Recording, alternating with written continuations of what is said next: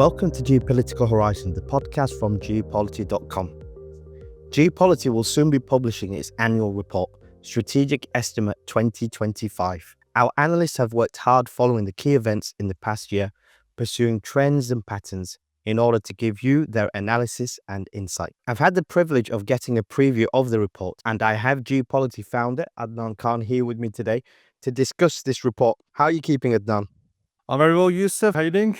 Yeah, I love Strategic Estimate. I think I've been following it since you started it. I think it's very useful. It gives a good insight over the full year. And there's a lot that's happened this year. To start off, what is the main theme of the report this year? So, Yusuf, until probably a week, 2 weeks ago, the main theme was going to be the re-election of Donald Trump. We were going to go into a bit of a deep dive of what's coming up for America, where America is, what you can expect. But the events of the last couple of weeks in Palestine and Syria specifically, I think we've decided to change the main theme. And this is just how geopolitics is. You can have nothing happen for a while and then all of a sudden, out of nowhere, things happen. So yes, the main theme will be Palestine and specifically Syria. And obviously a lot's happened. I think when we spoke this time last year, we were, 3 months into what was going on in Gaza.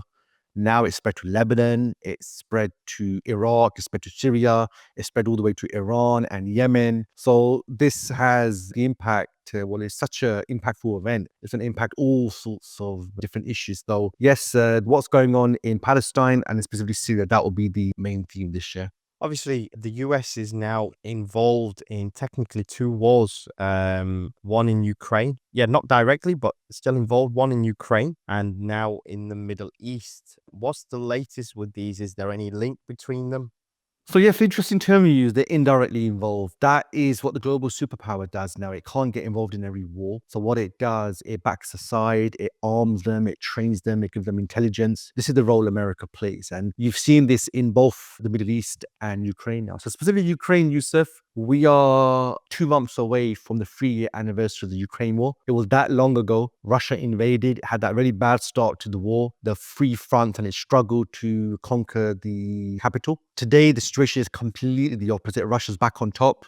There's question marks about the support of the West for Ukraine. In fact, all the talk now about the Ukraine war is for negotiations to begin, a ceasefire to lead to some sort of permanent settlement. It's like no one really has the appetite for war now in Ukraine. We've gone from as long as it takes to let's get on with it now and let's finalize it. So this year, really, there's been a lot more obstacles in funding Ukraine. All of these are self-imposed. A lot of people just feel this is going on for a long time and they can't see Ukraine winning, especially Russia taking over more and more territory. So there's a lot more talk now of bringing the war to an end through some sort of negotiation. Trump has said that it was a silly war. America shouldn't have got involved. And famously, Trump has said that he would end the war in 24 hours. And in about, 2 or 3 weeks, he'll have the chance to prove if he can do it. The situation in the Middle East is very different. We spoke this time last year of the brutal beginning of a war. You obviously had the Hamas operation in occupied Palestine or Israel, and then you had the Israeli response. And really, it's got worse since then. Israel is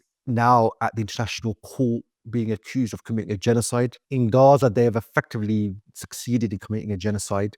Literally, there's nowhere for people to live. Israel then opened up a front in Lebanon in the north, and that's still going on. Hezbollah has been completely decimated. Israel then took the war further into Syria now, and it took the war into Iran itself. There's been 2 rounds of attacks between both countries. So the Middle East war, the side America's backed, which is Israel, they are on top. They are committing a genocide with complete global cover. And what's happened in Syria now has really served Israel's agenda. Israel is fully taking advantage of it. In Ukraine, things have turned out a bit differently. If we say the aim of America is not necessarily for Ukraine to win, but for Ukraine not to lose, then America's achieved its objective. But if the aim is to make Russia lose, if the aim is to weaken Russia, well, that actually hasn't happened. If anything, Russia's actually on top now. And the fact that the West are talking about negotiating with them shows you really where things are. What's interesting about the fall of the Assad regime, I know we did a podcast last week and I'm sure our viewers have listened to it. First of all, we'll go into what it means for the US and the broader region. But I was just reading today that Israel has already planned settlements in the Golan Heights, which is just recently occupied. So Israel, it seems like it's constantly doing this land grab. What do you make of it? Yeah, so Israel's been very open, in fact, throughout its history, about taking more land under the guise of security. And this is like a once in a lifetime opportunity for them. They've decimated all the proxy groups that were established to fight Israel, have been decimated. Look at Hezbollah, look at Hamas.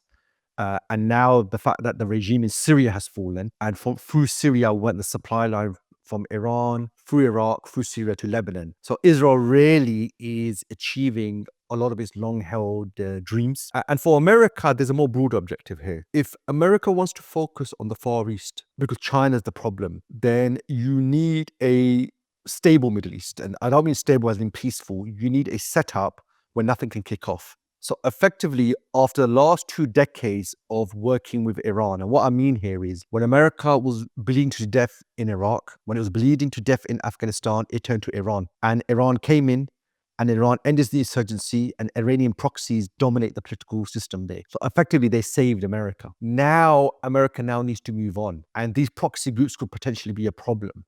So what you find this year, in fact, the last few weeks, the proxy groups that Iran's been using, all of them have been decimated. And that's why now Iran is quite openly saying we need to focus more on domestic issues. They're effectively saying we've listened and we've heard. So they're going back behind their borders. And any proxy group that doesn't play ball, America will smash them like they did to the militia groups in Iraq who wanted to come and save Bashar al-Assad. And even Bashar al-Assad, Israel has been very open that their most secure border is the Syrian border. So really, Syria's foreign policy, despite all the rhetoric, it actually supported Israel. And now that this regime is gone, Israel is making sure whoever comes in, they would have no military that could threaten Israel. That's why like they said, they've taken out 80% of their military capabilities. And the new regime that's come in, it is in no position to take on Israel. So for Israel, it's actually got some very unique realities where it's taking full advantage. I mean, they never dreamed that they'll get this chance. So from an American perspective, this region, Israel will be secure. The leaders in the region will do the Abraham Accords, and then the leaders of these countries, their job is to control their population. If they do that, America can then focus on the Far East and not worry about the Middle East. If that unravels, then America has a very, very big problem. So as far as America's concerned, when they look at the Middle East, it's a tick. It's where they want it to be. A lot of it could potentially unravel. As far as they're concerned, as we come to the end of 2024, the Middle East is where they would like it to be. So with the fall of the Assad regime, what does it actually mean for US interests and obviously the broader region? So for US interests, it's more about having stability and dealing with the tension in the area. So the tension is really Israel and the fact that Iran, I mean, the Israelis call it's the head of the octopus. Their parts go into Lebanon, goes into Syria, goes into Iraq. So if Israel feels Iran's not a threat, then Israel doesn't need to launch a war, launch attack. So that's the degree of stability America needs. So effectively, what America's done is done a U-turn in the last 20 years. Where Iran was the stabilizer, Iran's now been completely weakened and his wings have been cut. Israel's now the stabilizer in the region. This is what Israel's always wanted. We will work with you, Americans. We are your aircraft carrier in the region. So for America, in the broader context, Yusuf, a stable Middle East means they can focus elsewhere. In the report, there's a section on the USA, and it's very interesting on how you actually pitched it. It's pitched as if the USA is the new USSR. That's a very, very interesting way to put things. Do you feel like the USA is on decline like the USSR? So yes, we picked that title because America's being compared to the USSR and the Roman Empire, because America seems to have problems which are very similar to what these two empires had as well. Now, the USSR is probably a bit closer to us in history compared to the Roman Empire, and I'm sure many of our listeners were probably around when the Soviet Union was around. But at the end, really, the 1980s, you find the Soviet Union suffered from so many issues. It was in debt. Its military was bloated. There was uprisings going on across the Union. Is the Red Army going to come in now to come and put it down? And they had just finished a war in Afghanistan, which was a complete disaster. Now, all the things I've just mentioned, the use of America's suffering from the same problems. America's got debt that's out of control. America's military has been defeated in Iraq and Afghanistan, and there's question marks. Can they really take on China? So America's hammer, there's question marks over it.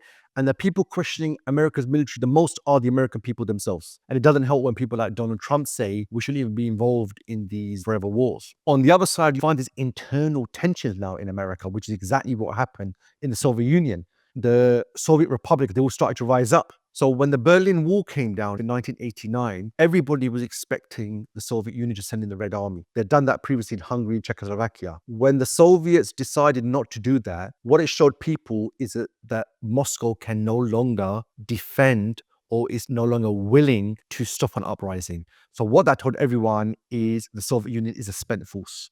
And in America, with the run up to the elections, you saw a lot of tensions regarding the election. If the result doesn't go in Trump's favor, will he accept it or not? So there's a lot of internal division. So when you look at all the factors that emerged at the end of the Soviet Union, you're seeing all of them there in America. So what we do in this section, Yusuf, is we look at some of the key challenges the Soviet Union faced and how America also faces the same as well. We also have a look at some of the differences, but really it's very uncanny of how many similarities there are between both powers. Both countries went into Afghanistan thinking they're very powerful and it will give their empire more strength. Both of them lost. And within the Soviet Union left Afghanistan in 1987, and within a few years, the Soviet Union collapsed. America left in 2021. Let's see if it's going to end up the same way the Soviet Union did. We were always going to get onto Trump. I saw the initial cover that you'd planned with Trump on the front page. There's a section on there, Trump 2.0. Ever since he won the election in November, he's already been getting plenty of headlines. How do you think he's going to do in his second term?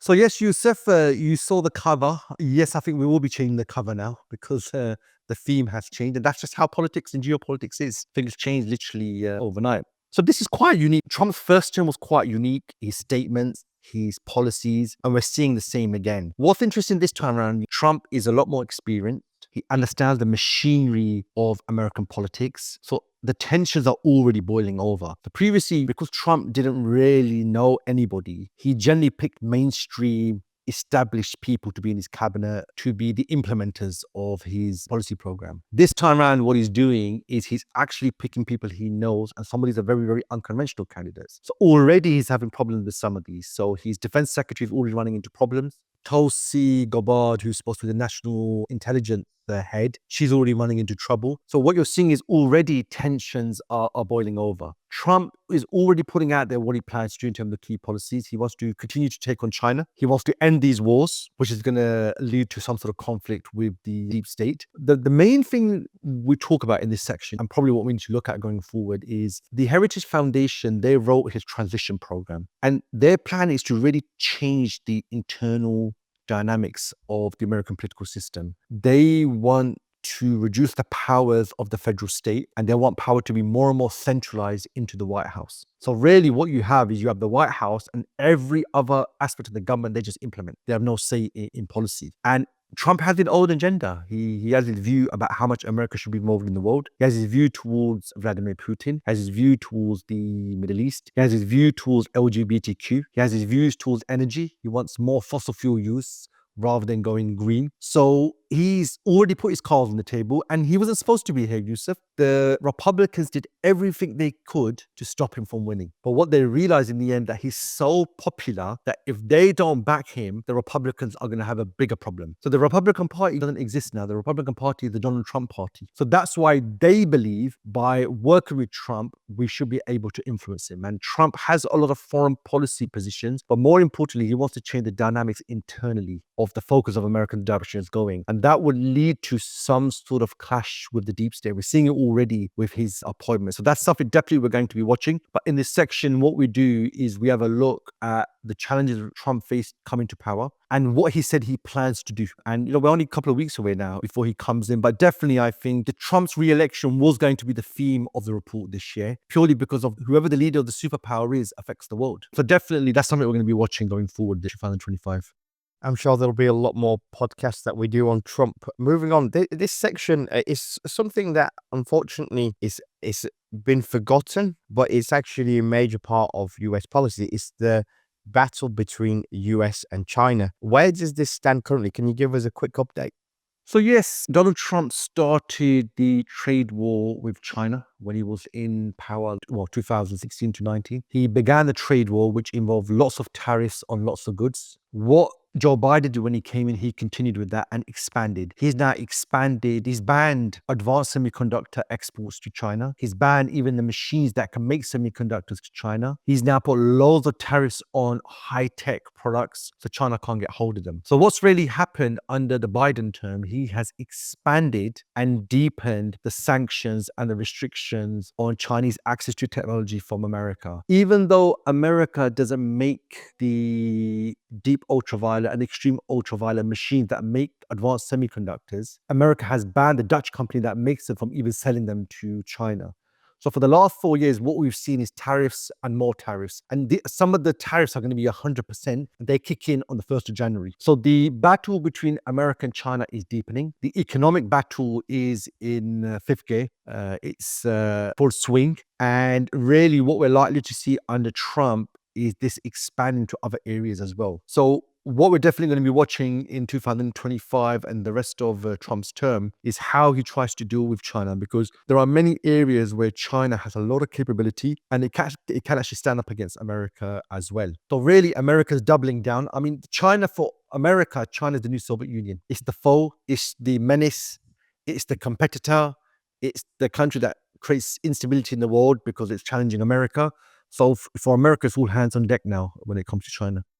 Let's look at another power. If we look at Russia, you said earlier on, it's gonna be the third year anniversary in a month's time in Ukraine. What's the status of this battle? What's the status of this war? Do we see an end approaching? So I think Russia could not be in a more perfect situation. It's reversed its bad start. It's expanded its territorial holdings. Ukraine tried to do a counterattack in 2023. That was a failure. In 2024, they managed to go into Russia mainland in Kursk, but they're struggling to even hold it. Russia has thrown soldiers. It's got drones from Iran. It's got artillery from North Korea, and its economy is still standing. It's stable at the moment. So really, the West has lost the appetite for continuing this war. They can't see how Ukraine is going to win. In fact, what America's saying to Ukraine now is, we've just given you 20 billion. This is from the money Russia has in European and Western banks. Here you go. Here's some money. Here's some arms. Now it's over to you. You got to do the rest. There's nothing more we can give you. You got to now defeat Russia. And if you can't defeat Russia, then we need to start talking. And the problem is, whatever talks happen, Yusuf, Russia has the upper hand. Why does Russia need to talk? Why does Russia need to compromise when Russia has taken 20% of Ukrainian territory? So the situation couldn't be more perfect for Russia. Now, if this war was to go on for another 2 years, then Russia would be in a problem, because that would mean your troops need to be fed, they're probably dying, it's affecting your broader economy. So year one was very bad for Russia. Year three has been very bad for Ukraine. And people can see the end of the war, but not the way they want to. They want to see a Ukrainian victory. What you're really seeing is potentially a Russian victory, or a victory where Ukraine will have to accept it's lost 20% of its country. Last June, it was the 1-year anniversary of the Wagner attempted rebellion. What's happened to them since? I know Russia almost disbanded them and then brought some of them into the main army. Have they completely disappeared now? It was back in June where the Wagner head Prigozhin, he did that rebellion, stroke coup, whatever you want to call it.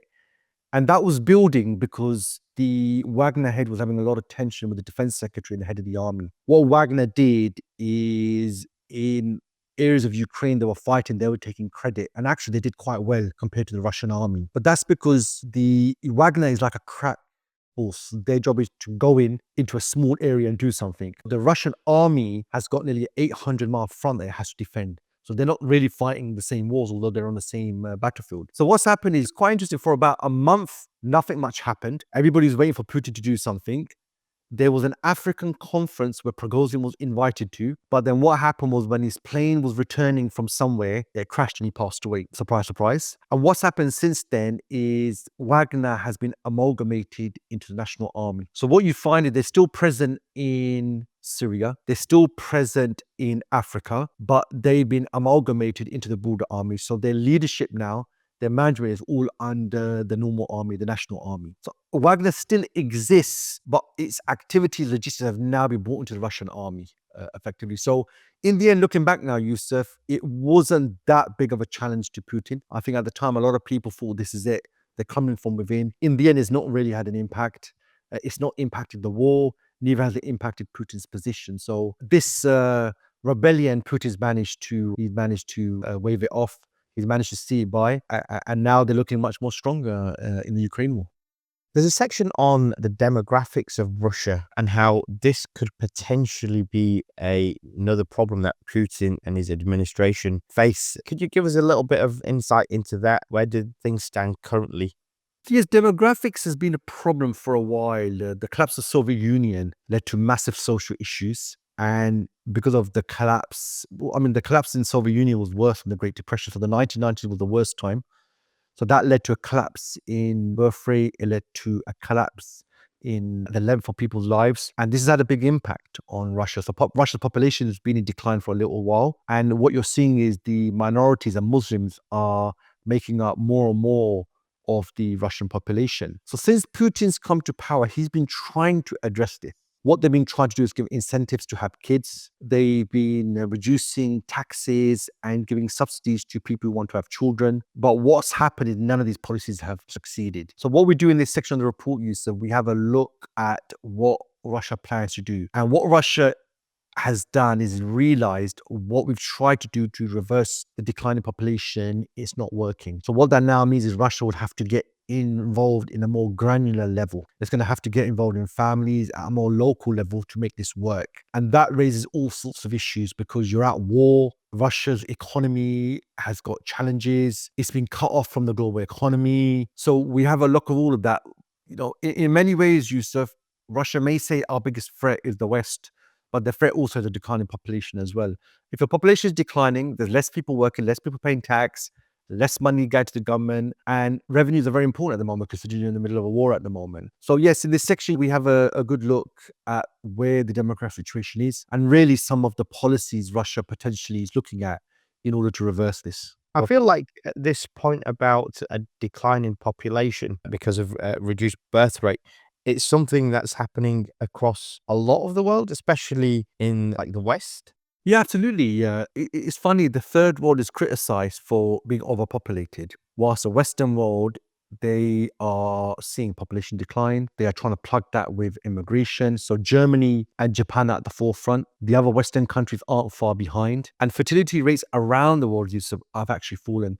Even in countries which are known to have a lot of children, what you find is the rate of children is actually falling. Although it's not falling to the level where its population decline, it is falling. Even China, Yusuf, now China's rate of growth is gone negative in terms of population. This country that had a ballooning population, they're now going the other way. So this raises loads of challenges. So this is a global problem, really. And if you look at the last decade or so, everything in the West has promoted people having children is bad. Having children is bad for the economy. And now you're hearing having children is bad for the environment. So this has a knock-on effect. There's consequences. You don't have children. How do you replace people who leave the labor force? How do you replace people who retire? Where's the safety net? You can't just rely on the state. And if your population is declining, it means the state will have to get more and more involved and give more and more funding to look after people as well. So some countries think robotics would be a solution to this. You automate the production process. But at the end of the day, if people aren't having children, this has massive social issues. And we're seeing that in Europe at the moment where people are very critical of immigrants. But you need immigration because the white Caucasian population just isn't having children. So it's a major geopolitical issue, demographic. I can imagine that there will be a shift in perspective on immigration. If we move on to China, you always think about China being an economic powerhouse, but it is actually facing problems economically. Could you go into a bit more detail about that? Yeah, so in the China section, Yusuf, we have a look at China's economic model. This is the problem they're facing at the moment. Since China's rise, since the early 2000s, they've relied on a very simple model, which is China has an unlimited supply of workers, the cheapest in the world, so they can make the goods the cheapest than anywhere else in the world. So China buys raw materials from around the world, it buys energy, it then converts them using its labor force to final goods. These goods are then put on ships and exported to the rest of the world. Now, this model worked until the 2008 economic crisis, where there was recessions and double recessions actually in the West.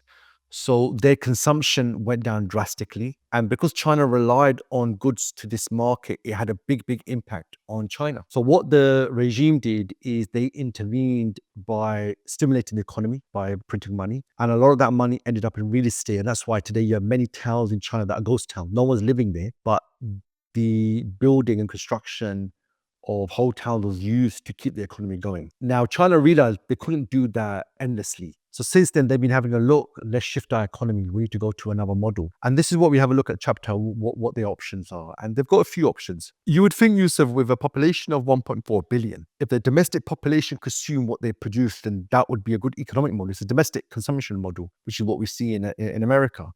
But this has got a lot of challenges. Most Chinese didn't see the benefits of the last 2 decades. Most Chinese actually are just above the poverty line. Although overall China has improved a lot, it has a bigger economy, a lot of that wealth is concentrated in a very small segment of the population. So what we do in this chapter, we have a look at some of the policy China's trying to pursue. So China's trying to go high tech, it's trying to move up the technology ladder. China wants to become a leader in the next generation of new technologies and be a major exporter of those. And already you're seeing subsidies and tariffs are going up in Europe when it comes to motor vehicles, things like that. So China's economic model is actually turning into a very, very big issue. And you don't change your economic model overnight, Yusuf. This take the best part of a decade. And it's been over a decade since Xi Jinping came into power. And this is something he's not been able to resolve. So in this chapter, we have a look at the options they've got and the implications. In the report, you discuss two key Chinese projects, the China-Pakistan Economic Corridor and Made in China 2025. How have both these projects fared so far?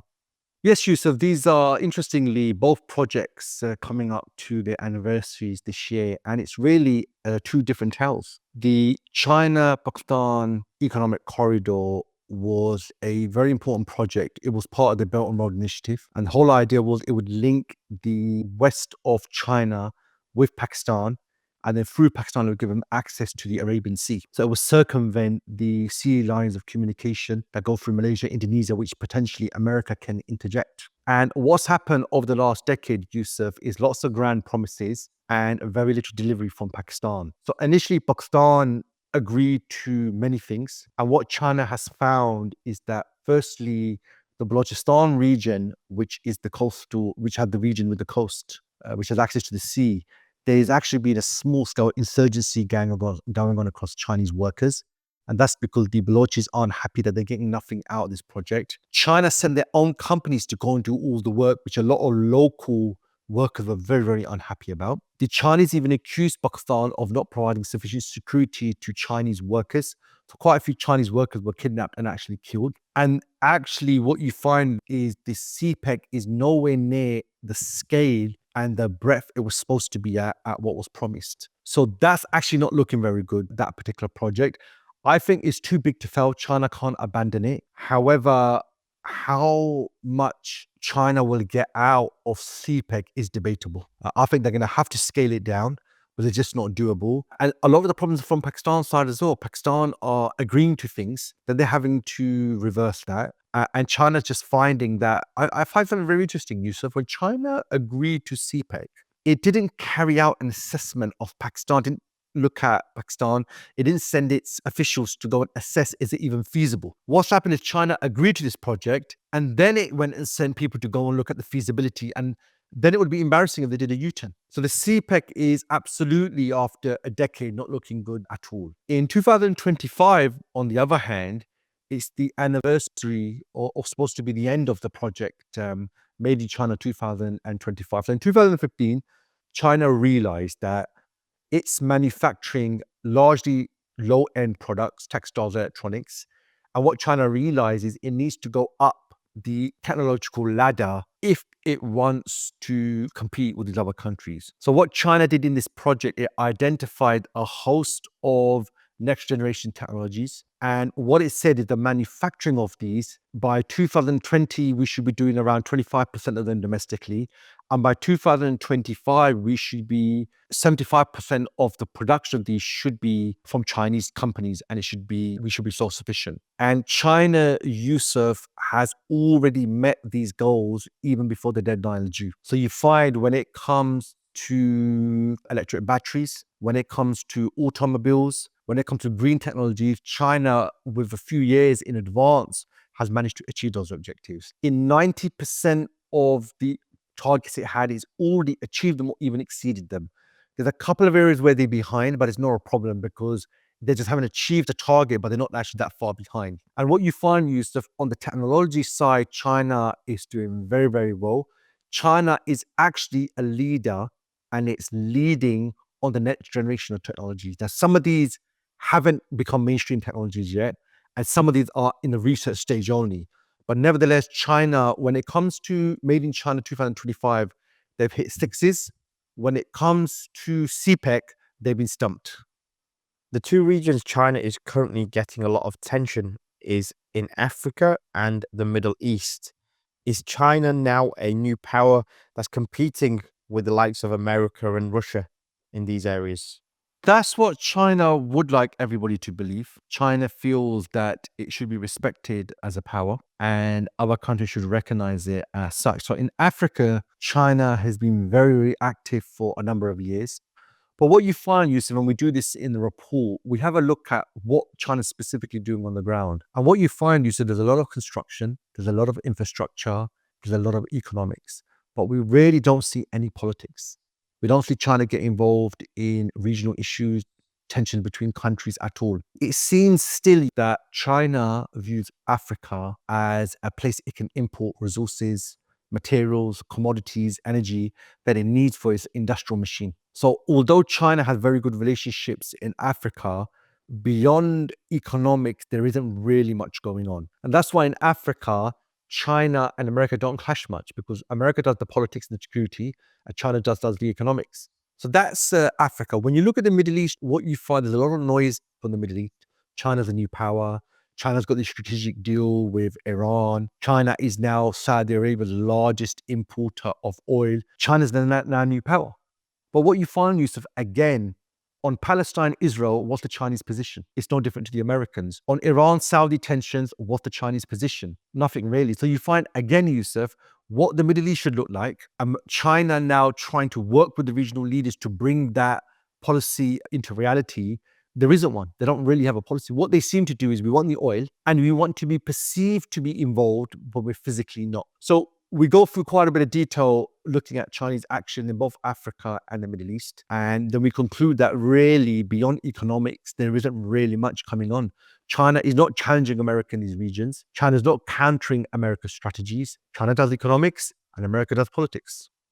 The final area I want to discuss with you on the report is the area of Europe. We touched on it earlier about the Ukraine war. How does the Ukraine war look from the perspective of Europe?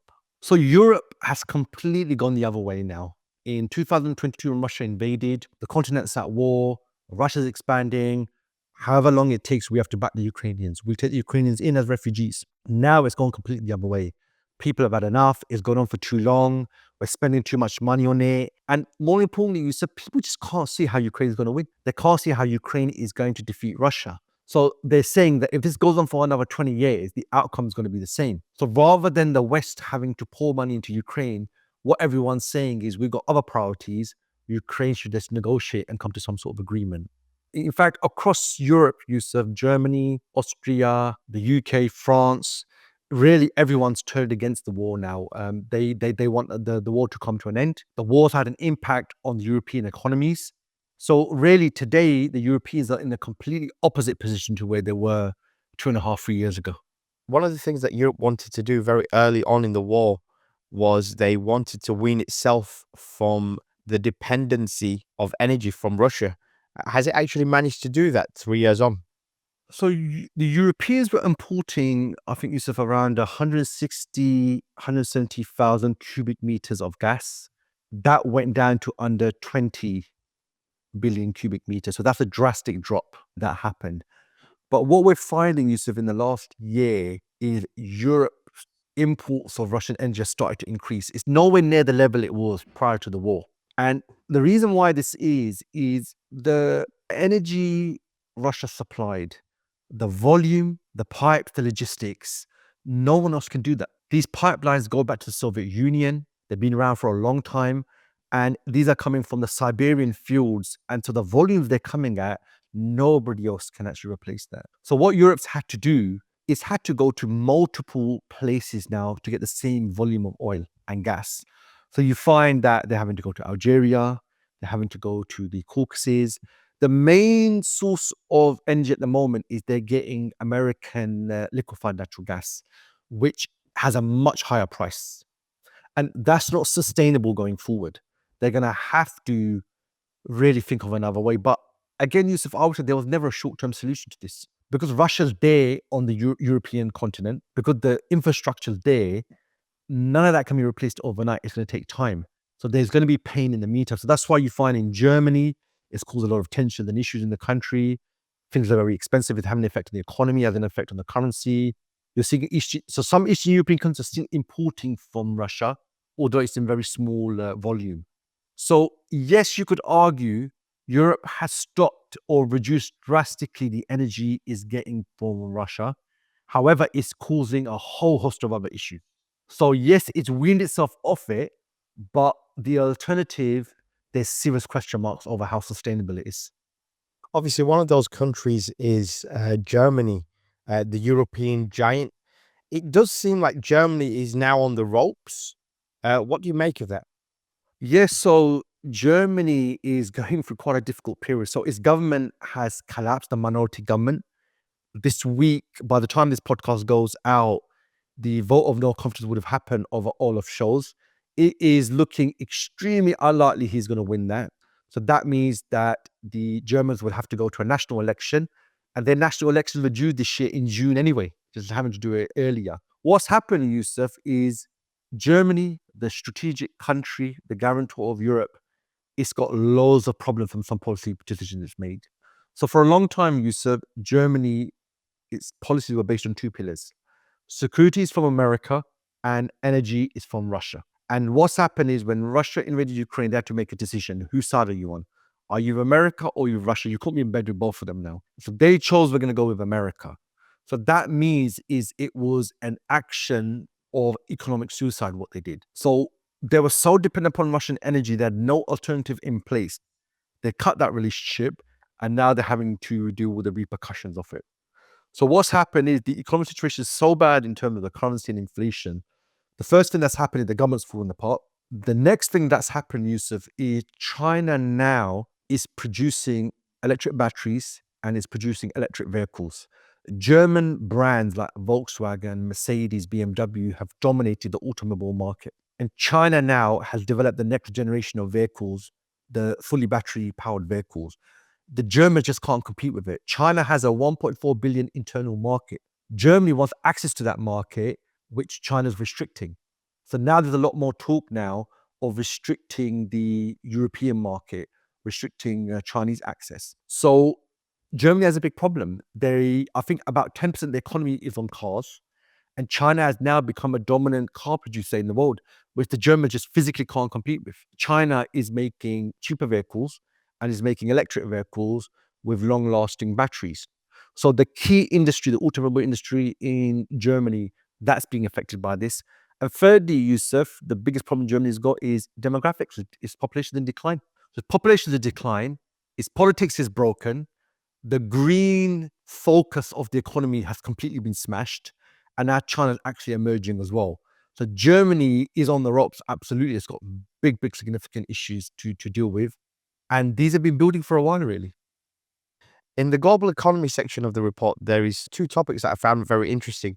One is the Western Bloc versus the Eastern Bloc, and the second topic was where does money come from?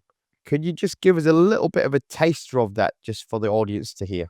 So yes, all the talk of BRICS, we thought it will be a good chance now. BRICS has been around nearly 15 years now. We thought it's a good time now to really compare the two blocks, the Western Bloc versus the Eastern Bloc. So there's many different aspects, financial, monetary, economic, political, security. What we do is we compare them and we have a look at where the Eastern Bloc is, where it challenges the West. And then we have a look at the Western Bloc and is it losing its influence or not. I would let you read the report to look at our conclusion, but you'll find our insights actually quite interesting. The other thing we actually look at in that section is there was this this is quite unique.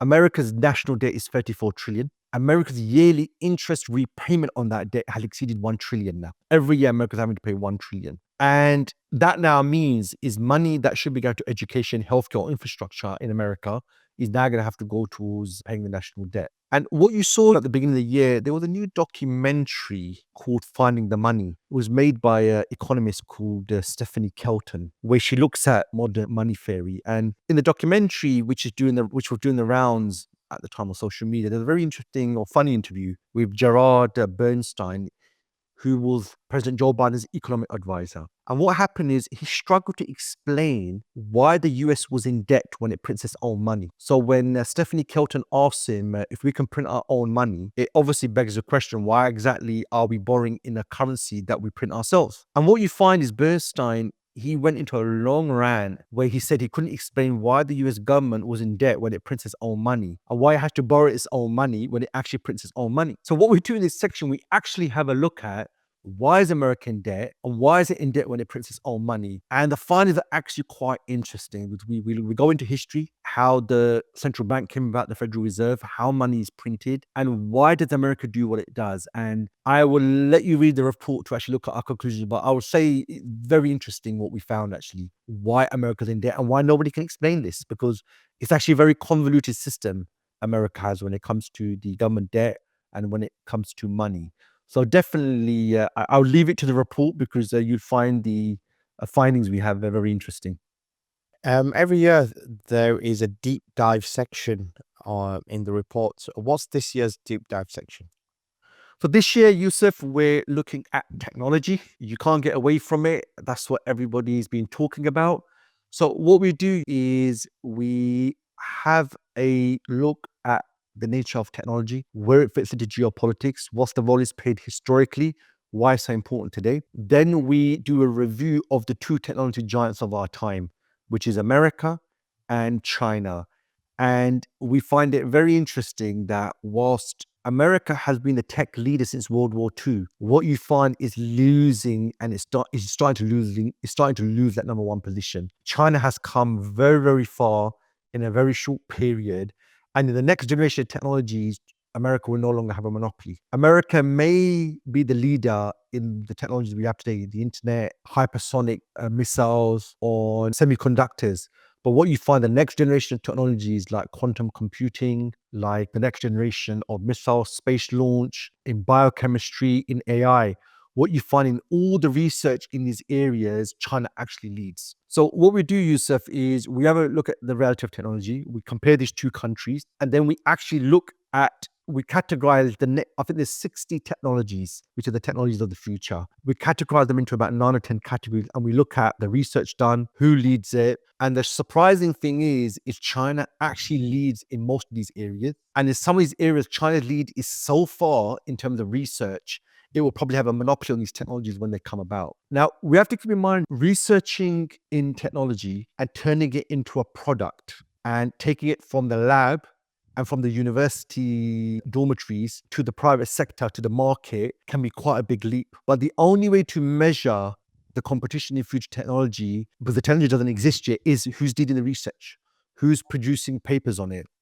So we made use of an Australian think tank that has a technology tracker, and we made quite a lot of use of the material they've published in actually looking at this. So it was very interesting, and I think maybe in 2025, might be a good idea to sit down and actually do a podcast on this and go into a lot more detail on it.